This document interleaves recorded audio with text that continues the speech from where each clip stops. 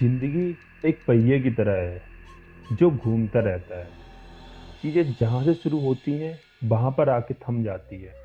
बिल्कुल उसी राह पर, उसी मोड़ पर हमें छोड़ देती हैं, क्योंकि जिंदगी का हर पल हमारे कर्म द्वारा नियुक्त किया जाता है। ये जो कहानी मैं आपको बताने जा रहा हूँ, ये कहानी राजस्थान के कोटा शहर से जुड़ी एक सच्ची घटना से प्रेरित है। इस कहानी में ये कहानी सपना सलोनी और उनके मासूम दोस्तों की दास्तां है, जो समय के दुष्ट चक्र में फंसकर उस मोड़ पर आकर थम गए जहां मौत उनका इंतजार कर रही थी। राणा साहिब एक बहुत ही अमीर और आलीशान हवेली का मालिक था। उन्हें अपने से 10 साल छोटी उम्र की लड़की से प्यार हो गया था, लेकिन वो राणा साहब को अपने प्यार के माया जाल में फंसा के उनकी जमीन जायदाद छीन लेना चाहती थी। एक बार उस लड़की ने अपने प्रेमी के साथ मिलकर राणा साहब को मारकर जिंदा जमीन में गाड़ दिया। राणा साहब चिल्लाए, चीखे, लेकिन लड़की ने उनकी एक बात न सुनी। बाद में जब राणा साहब मरने लगे तो उन्होंने मरते मरते श्राप दिया कि मैं किसी को नहीं छोड़ूंगा, हर प्रेमी जोड़ी को मार दूंगा। जिस तरह से मेरे साथ धोखा हुआ है, मैं हर प्रेमी को मिटा दूंगा, मैं सबको इस जमीन पर गाड़ दूंगा। और राणा साहब की मौत हो गई। उस दिन के बाद वो जगह, वो हवेली आज भी श्रापित है। वहां जो भी जाता था वो कभी लौट के वापस नहीं आ पाता था। आज भी राणा साहब की प्रेत आत्मा वहां घूमती रहती है। कुछ दिनों के बाद उस हवेली पर एक प्रेमी कपल घूमने के लिए जाता है, सपना और रजत। उन दोनों की सगाई हो चुकी थी, लेकिन शादी करना अभी बाकी था। सपना अपने घर में किसी को कुछ बिना बताए ही रजत के साथ आई थी। सपना और रजत मजाक मस्ती में उस जगह पहुंच गए जहां पर राणा साहब को जिंदा दफन कर दिया गया था। अचानक रजत ने महसूस किया कि वहां की जमीन खिसक रही है और वो जमीन के अंदर धंसा चला जा रहा है। यह देखकर सपना डर गई, मदद के लिए चीखने चिल्लाने लगी, लेकिन कोई भी उसकी आवाज नहीं सुन पाता है। सपना जब उस हवेली में मदद के लिए जाती है तो वहां किसी के होने का आभास होता है। उसी वक्त सपना भी तुरंत गिर जाती है और उसे महसूस होता है कि कोई उसका पैर पकड़ रहा है। फिर उसे लगता है कोई उसका पैर खींच रहा है, लेकिन वो सच में होता है। कोई उसका पैर पकड़कर खींचकर वहां ले जाता है जहां राणा साहब को दफन किया गया था। बाद में सपना और रजत दोनों ही उस जगह दफन हो जाते हैं।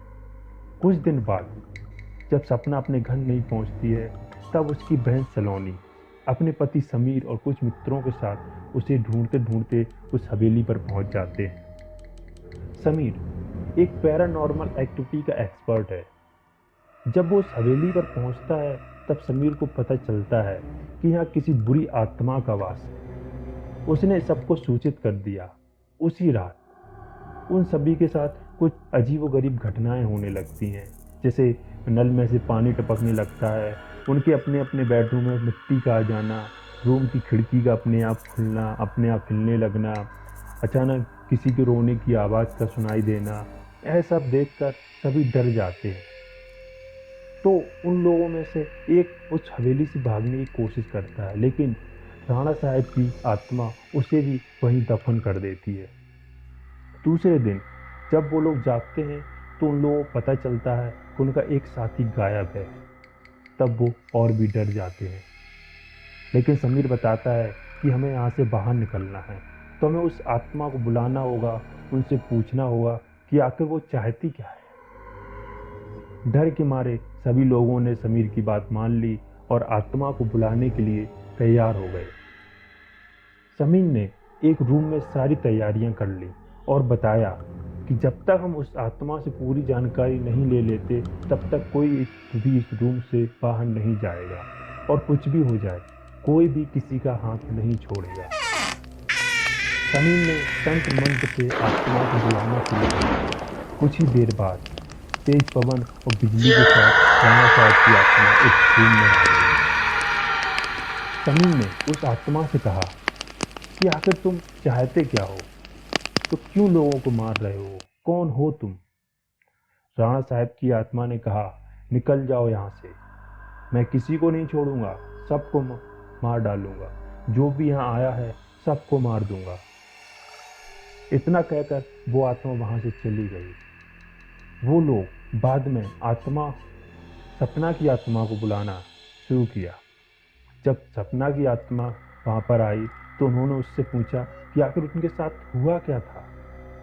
सपना की आत्मा ने उन सभी को सारी हकीकत बता दी और कहा कि मुझे राणा साहब ने जमीन के नीचे दफन कर दिया है, प्लीज मुझे यहाँ से निकालो।